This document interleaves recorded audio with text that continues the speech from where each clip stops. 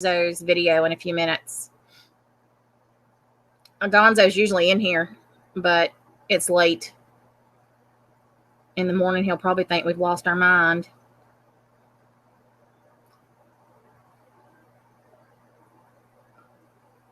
Yeah, I don't know what that is.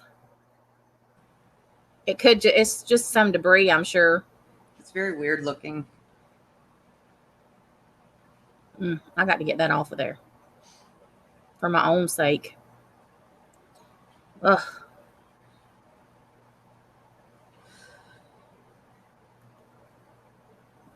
All right, I'm going to show I'm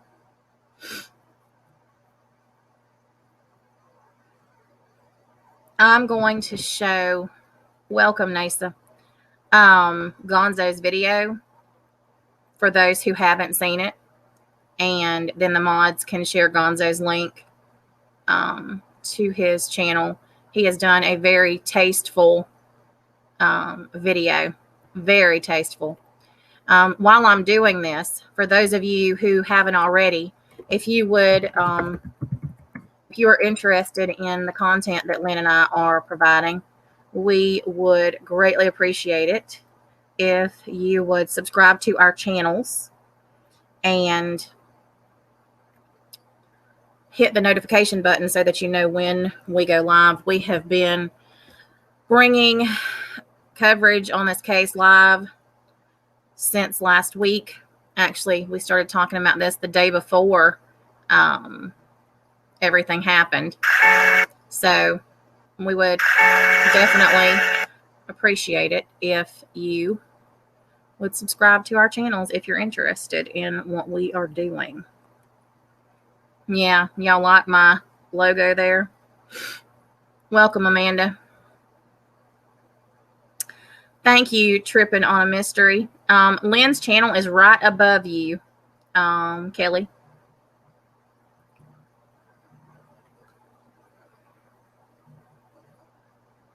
All right, this is the video of Gonzo's. And I'm going to tell y'all, this one is, whew.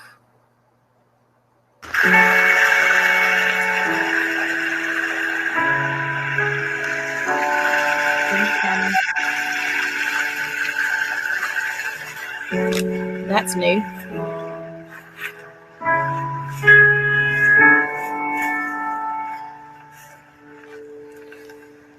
Welcome, Carrie.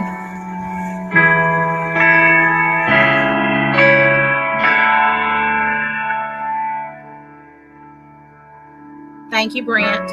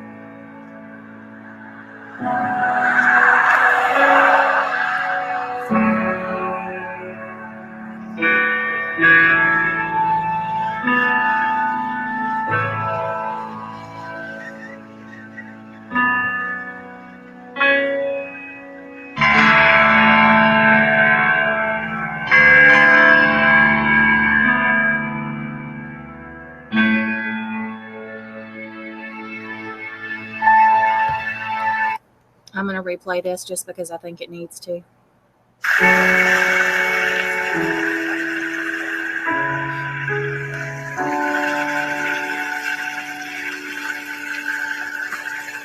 It really is beautiful, y'all. He did such an awesome job on this.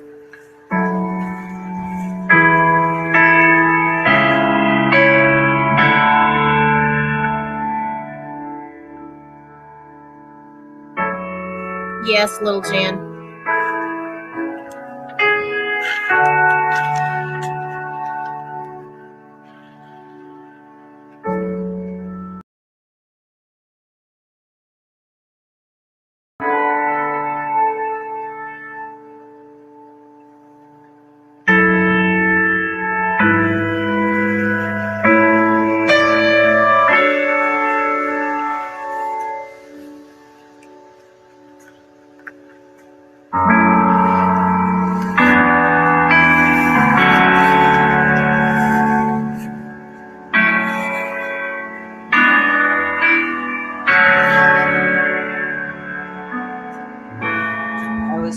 that about the scenery. I was agreeing with people in chat, Janet. Don't even.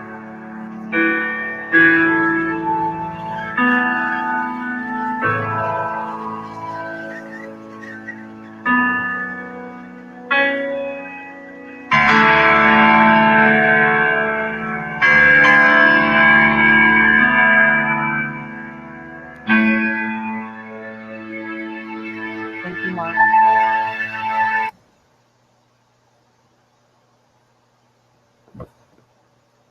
So, oh, goodness gracious. Such a senseless tragedy. Yeah. I don't even know any other way to say it other than senseless. My heart and my prayers go out to the family and the friends and all, Absolutely. everyone who loved her.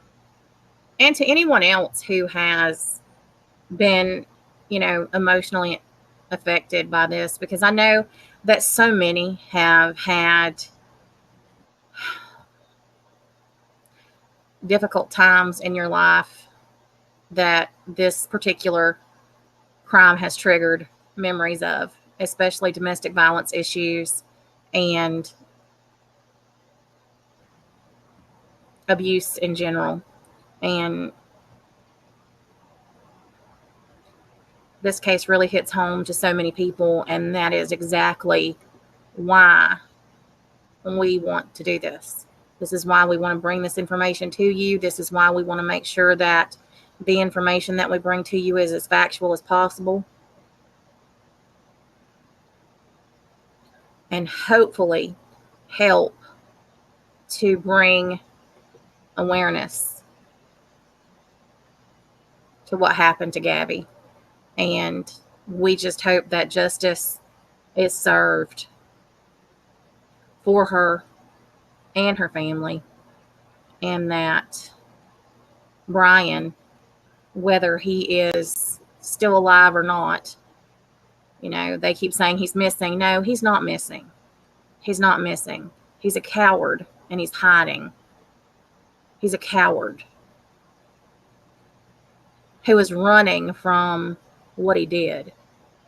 And it infuriates me. And those of you who are understandably triggered by all of this, please take care of yourselves. If this is too heavy, I mean, we'll be here. We'll be here. Absolutely.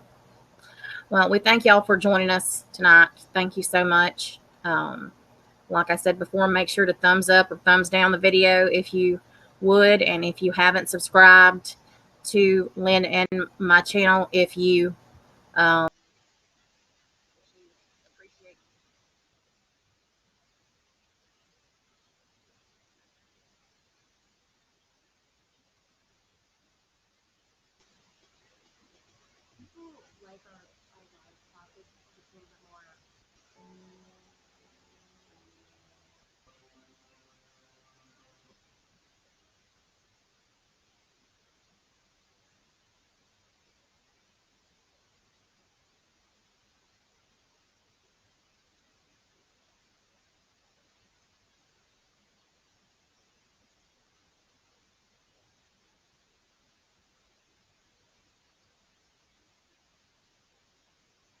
off and cutting only small little bits off at a time.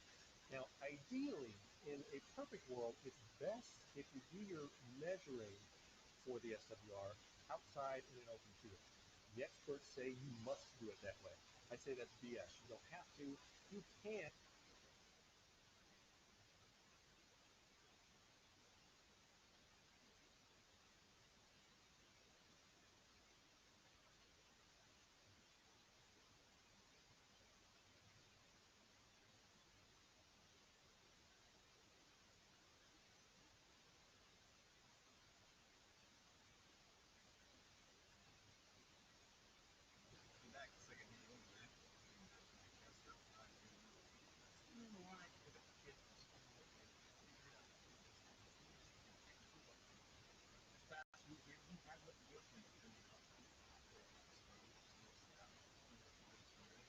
southwest end of the valley here in Phoenix. As luck may have it, I applied and was granted access as a member of media, which was cool. That's the first time it's happened, and it wouldn't have happened had it not been for you guys. And there was quite a bit to see out there. Really heavy presence in the side-by-side market and the Jeep rock crawling world. Not as heavy in the overlanding world as, but there was still enough that I could see. And one of the things that we came across, and I'm really excited to scoop you on, is that the Midland Tour crew was out there, and I am now able to scoop you on the existence of the new 50-watt Midlands. That's right, Midlands. So you knew it was only a matter of time with there being a maximum of 50 watts available for GMRS and Midland's highest powered radio being the MXT400. They were at some point going to have to jump into the arms race against B-Tech and Billy Ocean, Wolkson. Anyway, those other Chinese guys, and jump in with a true 50 watt radio. They have, and I can show it to you now because I saw it and I took a video of it. And it's not just one radio, but wait, there's more. It's two. The first one up is going to be the MXT500. Now, it is just essentially the same thing as an MXT400 or an MXT115, where all of your controls and displays are mounted on the chassis of the radio itself. But what you're going to notice right off the bat is that it's a bigger chassis. It's more the size of a standard or traditional CB radio chassis. I assume that that's probably because there's just more into building a 50 watt radio, and I guarantee it's gonna have to have a heck of a lot more heat sink built into it so that it stays operational with that much power behind it. There's that, but they've also made it in the smaller form factor, or I should say the remote form factor, like an MXT275, where they're gonna have the MXT575, which will have all of the controls on the handheld, just like an MXT275, but with the chassis of the radio being able to be remote mounted somewhere else. Again, though, this chassis is a little bit, or considerable bit bigger than an MXT275. That remote mounting option, you know, it's gonna work, but you're gonna be, you need a little more space than you did with the MXT275. Now, after talking to the guys there, these radios are going to operate with the same architecture that every other Midland radio does, which means they're going to be great for people who are just looking for GMRS communications out on the trail, simplex style, radio to radio. Everybody, hey, this is our CTCSS or DCS code, which they like to call the privacy code, and it's number 1, 2, 3, 4, 5, 6, 7, 8, 9, 10, whatever, you know, typical Midland, where you just have that list of numbers, and then if you actually want to communicate with somebody outside that in the GMRS world, you got to pull out your decoder sheet and figure out which number corresponds to which tone. It's going to be that architecture. It will be capable of split toning like all of the new MXT275s and 115s are, but you're not going to have your CTCSS tones, nor are you going to have your GMRS channel in the actual frequencies, and you're also not going to get the ability to have multiple repeater programming options. It's just not going to happen, but it's going to operate in that same familiar Midland architecture, so the off-roady crowd will definitely benefit from it. But if you're going to be a regular GMRSer, or you want to experience the full breadth of GMRS, I wouldn't wait around for this. I just go buy the KG1000 or the B-Tech 50X1 and have your 50 watt radio now, because the Midland's just going to be a Midland. It's not going to have all of the extra features that those radios are going to have that will benefit someone who wants to play in the full spectrum of the GMRS world. Pricing and availability is to be determined, but I would look for it sometime in the spring. That's all I'm going to say. I was not even allowed to know that, but yes, sometime springtime, end of Q1, beginning of Q2 is when you're going to start seeing these hit the market. They're not even listed on the Midland website right now. I don't even know why they were on the tour truck, but hey, I'm going to take every advantage we can to show you guys what I know and scoop you on it, because I am a member of the automotive media now. Anyway, tell me what you think in the comments below. As always, I'm Matt Kester. Find me on Facebook and Instagram at Frugal Explorer Dad. Check out the channel, Secondhand Overland it, all the usual suspects. Go to the website, buy some merch, secondhandoverland.net, and subscribe and like and do all those other things that every YouTuber tells you to do that they're probably part of your muscle memory now. And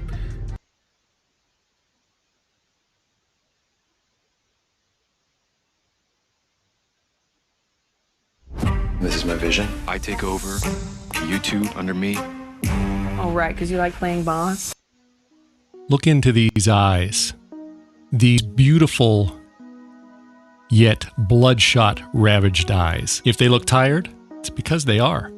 I was up tossing and turning all night long, stressing, worrying, probably just like you, over which one is better, the KG805G or the GMRS V1. So I'm going to answer that question so that we can all sleep better at night and not look like this anymore. Now, I'm not going to waste your time like so many other YouTube channels do. I know you're probably tired from all the stress of worrying about which one of these two radios is better. I know you've got more important things to do, like watching other YouTube and TikTok videos. But I'm not going to waste your time with a stupid intro or music or teaching you how the subscribe button works or talking about the join button. I wouldn't do that. I would never waste your time in such a frivolous manner. But first, allow me to waste just a little bit of your time and answer a very common question that I see posted on my YouTube videos. And that is, why don't you display the like counts of your videos? Your videos must really suck if you're afraid to show the like counts. My answer to that question is another question. So why would you give a shit? Do you need other people to tell you if you like a video or not?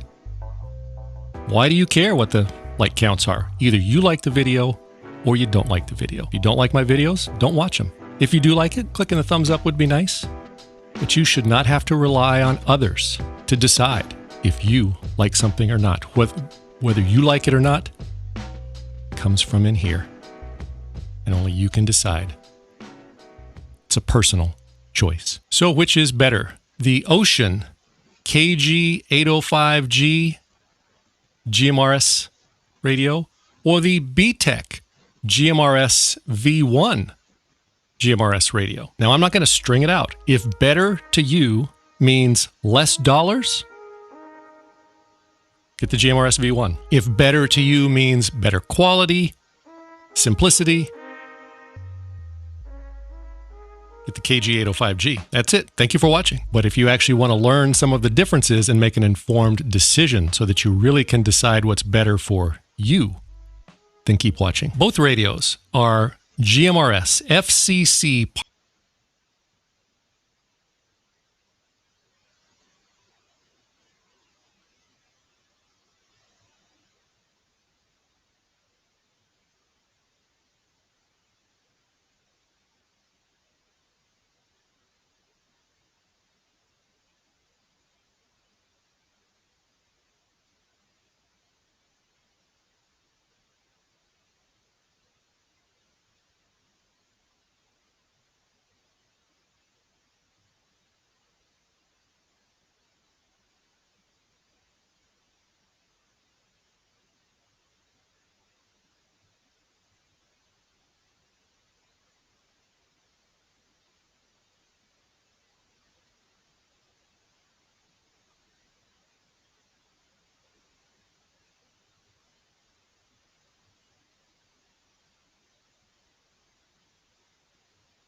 Not be changed. Once you have configured your options, click Write to write your file to the radio. When complete, your radio is ready to operate.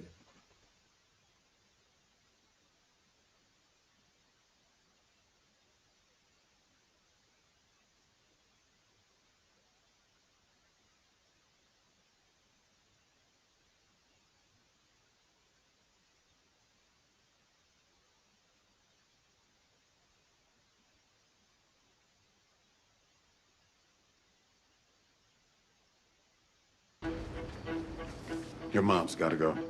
Oh, she's family. Like daughter, like mother. Well, what is that? I'm sorry if I look tired today. Wrong, but don't worry. If I get realm, check out My Hero.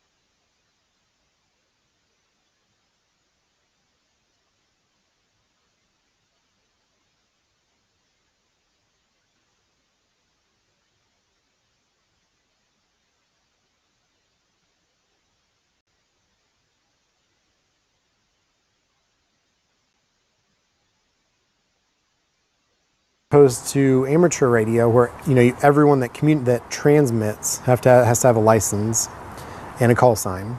With a GMRS, you have one call sign for your family. GMRS also has the ability to use repeaters. Repeaters allow you to go from, say, this radio. You'll transmit until that power can kind of reach its limit.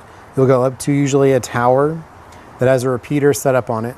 And then that repeater will take the signal, your transmission, amplify it, send it back out. And then another radio, say you're somewhere else, twice as far away as you normally could, or even further, then you'll be able to talk that way. And Motorola has some. Right at this point, Midland has some, but they're only micro mobiles with repeater channels, frequencies built in. But that's another benefit of GMRS, is you can use low power, like FRS, and only transmit a little bit, just so if you don't want to send out your information that far, or whatever your concern is. And then you can go medium power, go a little bit further than high power. You can go out and use it, through buildings, out in the woods, residential areas, that kind of thing. And then now, with Midland doing their awesome micro mobiles, you have a purpose-built, very small form factor mobile radio. And if you're going to be out in the wilderness, you're going to be in vehicles going back and forth, you really want to have a vehicle that's just permanently on. So if you want to communicate back and forth between your group or your family or whoever, then you just have a radio in your car. And all you do is you pick up this. And every time you put an antenna outside of your vehicle, you will always have better transmission and reception. Always. So moving past that, we'll go to CB. I've done a separate video on this, but this is the Midland 75-822. This is a handheld, and this is also a mobile radio. This slides on and off, and this is AA batteries, and then this can come completely off, and you can make this into a mobile radio. Like everything else, there are pros and cons. CB has been around a long time. It was the big original social network, as a lot of people like to say, a lot of truckers. And there is no license, so that's a pro. You can go and pick up a CB radio and put it in your car, have a handheld. Traffic,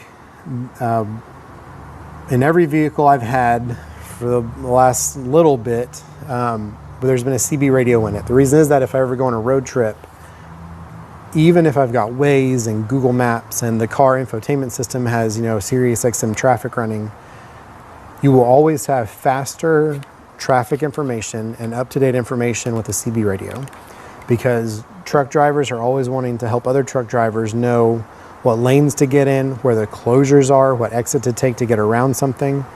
If there's flooding on the roadway, that is the quickest and best way to get information about traffic conditions. And if you're in a rapidly changing environment, like an evacuation, you want to know up to date, instantaneously what's going on. And the CB radio is perfect. Now there is a big downside. The big downside is language. On FRS, GMRS, MERS, listening to ham radio operators, that's not an issue. Language is, it's inappropriate to begin with, but you can't use foul language as an amateur radio operator, and listening to them, that is very clear. You should not use foul language just in general in life, but on these radios, usually they're families that are doing it. Some businesses use them, and they're not supposed to use them for business, but usually there's not a language issue. On a CB radio, it is guaranteed that you're going to have a language issue probably every 5 minutes. You're going to have very abrasive language. And if you have children in the car, that is just not something you want them to listen to. So what I do, and what Nikki does, is we will turn it on if we're going to go on a road trip. We'll have the volume turned down low or off. When we start to see there's traffic buildup, we'll turn it on. We'll listen to what's kind of going on, get a kind of a situation assessment of good, bad, short term, long term. And we'll leave the volume down low. And that way our daughter doesn't hear the bad language, trying to make a good environment for her. And then when we get past that situation, traffic, whatever, we'll turn it off. And if you do have kids, I think it is really smart to have a CB radio.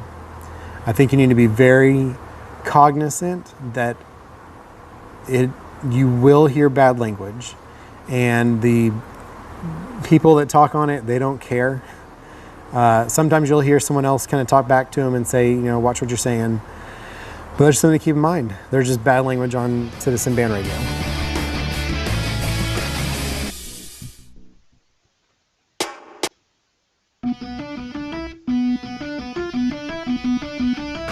My goal with Strive for More Preparedness is to create a just in the back of everyone's mind that's not paranoid, but to a degree where you can sit there and, just in the back of your mind sometimes just say, okay, if the power went out, well,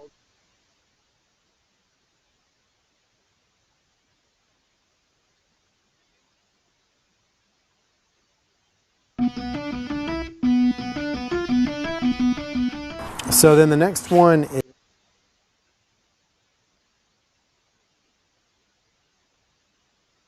How's it going, YouTube? And welcome to today's video. Today we're going to be talking about communication out on the trail.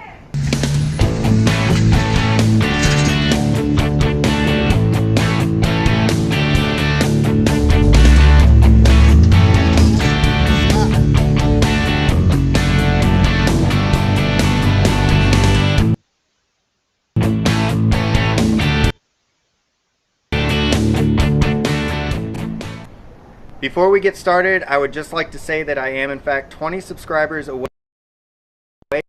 from doing the JKS license plate relocation bracket giveaway. So if you haven't done so already, go ahead and smash that subscribe button and head on over to this video. Make sure you leave a comment, because that is how I'm going to determine who is the winner of the giveaway. So there are several forms of communication that you can use out on the trail, everything from a CB all the way up to a ham radio. Now, CB is one of the most easiest to install and one of the most common forms of communication that people will have out on the trail. If you would like a little bit more versatility and distance or range, then you might want to look into getting a ham license and a radio that way. So there are several options. Like I said, there's CB, there's FRS, which is Family Radio Service, there is GMRS, which is General Mobile Radio Service, and there is the king of communication, the ham radio. Now, which one is best for you? Well, that just depends on what you're wanting to do. Now, CB radio is something that people normally get right off the bat. You get this big antenna attached to the back of the Jeep, and it kind of looks cool. A lot of your buddies are probably running a CB, so that's what they recommend, and that's what you get. That may or may not be the best option for you. FRS is something that you can get at Walmart. FRS is actually the two-way radios or the walkie-talkies that you can pick up in the outdoor sporting goods section. So you will see a difference between them. The FRS claims, some of them claim that they're good for 20 miles, some of them claim that they're good for 36 miles. Now, keep in mind that those distances and ranges are all dependent on operating conditions. Now, if you're in a desert area where everything's flat and there's no obstructions, then maybe, yeah, you'll get that 36-mile range, but chances are you're going to be in the mountains or on a trail, and there's going to be obstacles there that are going to limit how far the communication is going to travel. Keep in mind that the FRS is limited to a 0.5 watt operating power, so you're not going to get the incredible distance that you would with GMRS or, the ham radio. Keep in mind that the CB and the FRS do not require a license. When you start stepping up to the GMRS, the General Mobile Radio Service, you are starting to look into requiring a license. While there is no test for the GMRS, you will have to go and register, and you will have to pay a fee for that. Now, that fee does apply to the entire family. So if you're over 18 years of age, you will be able to operate on the GMRS. The FRS and the GMRS operate on the same frequencies. However, the difference between a 0.5 watt and the max of a 5 watt that the GMRS can operate on will mean that there is extra distance. When you step up to the ham radio license, then you are looking at a lot more power and a lot.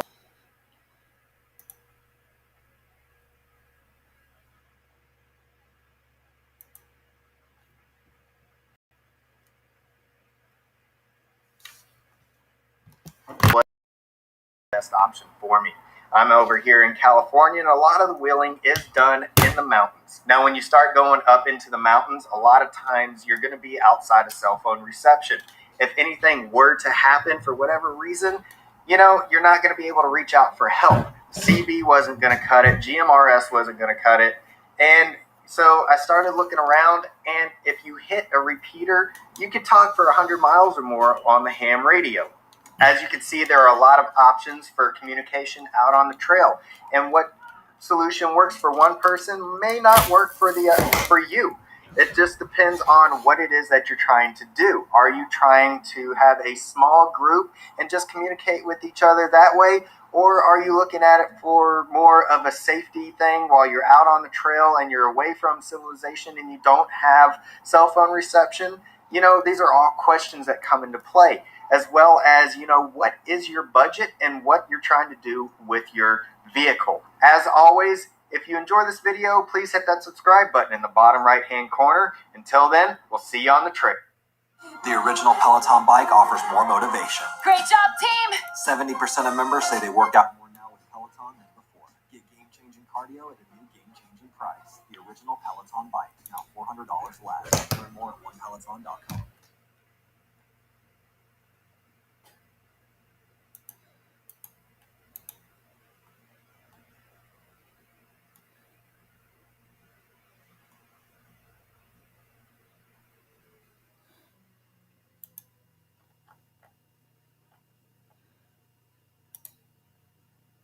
Hey, welcome back to the channel, everybody. Today I wanted to make sure to do a follow-up with you on the GRMS radio installation in Chewy, the MXT275 from Midland Radio.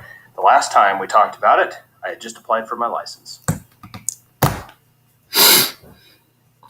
That's Midland that I installed. That's the MXT275.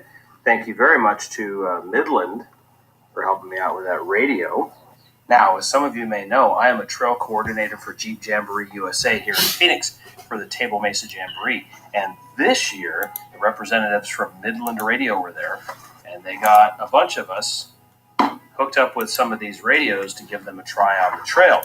Now, next year, apparently, all of the JJ USA radio communications are going to be done strictly through the GMRS. So, after having GRMS installed in Chewy, and after having gotten my license and call sign, I wanted to go over a little bit of a review of what I think about the radio.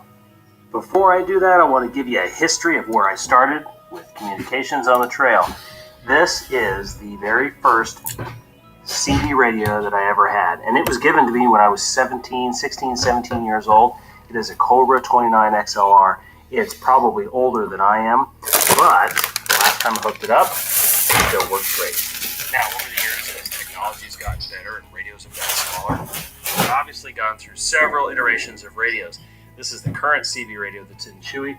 This is a Uniden Pro 510X. Now, there's a 520X above this one, and it just has some special bells and whistles.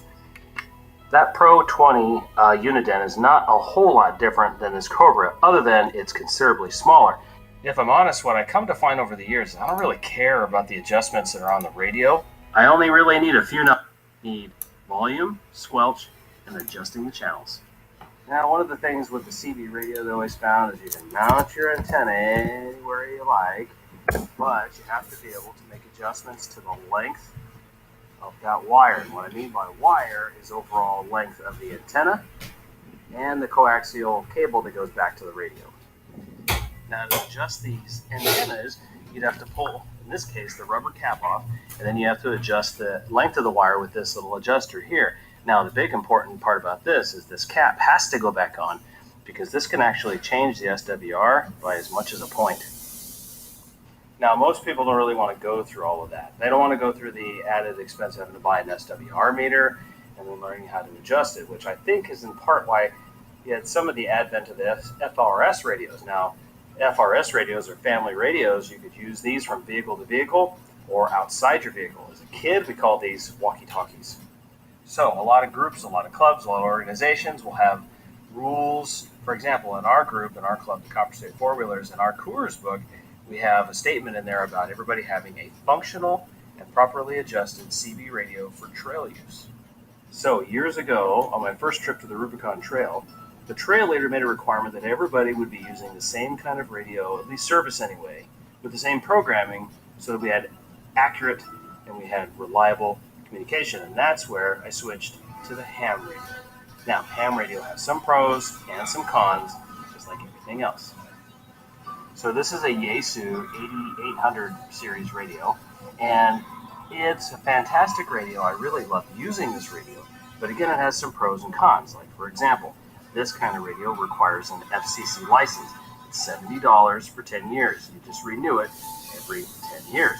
Now, the great thing about it is, this is just a basic radio. There's a lot of functions that even I don't quite know about. But basically, I like using this radio because I know that as long as I have a high point out on the road someplace, elevation that is, I can connect to a repeater. I can also connect to other people out in the field using what's called simplex. Simplex would be like as close to line of sight CB communications as you can. The only difference is this operates at a much higher power level. So a pro for the ham radio is, 1, you have greater distance of communication. 2, you have a lot of adjustability and multiple frequencies and repeaters that you can get a hold of to communicate outside of your group. A con is that it requires testing and it requires a license. I think that's where some people are kind of turned off by this. It's also a little bit more expensive than regular radios. You could spend up to $500 just getting started with a basic rig. That includes the radio, the head unit, the microphone. Antennas are normally separately. Coaxial cables are normally separately, as in all the brackets and external speakers. So you're going to pay for all of that on top of your license. Now, the people that I know who use them, love them. I was just out with a group a few weeks ago, and it was different because almost everybody in the group had ham. That was their primary mode of communication, which was nice because I don't have to get to use mine. And now there's the Midland radio, Midland MX275. Now, GRMS radios, that's what this is, they require a license as well.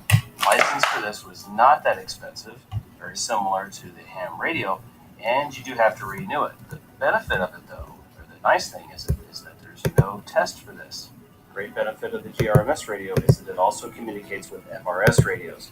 So if you're out on the trail and you're using GRMS, maybe you're a spotter, maybe you're walking the trail, and you got an FRS radio, you can talk to anybody in the group that has GRMS or FRS. I'm Heather Manning, and I partnered with Best Buy to share some vlogging equipment that you need to start a vlog channel. So let's start out with a camera, and this is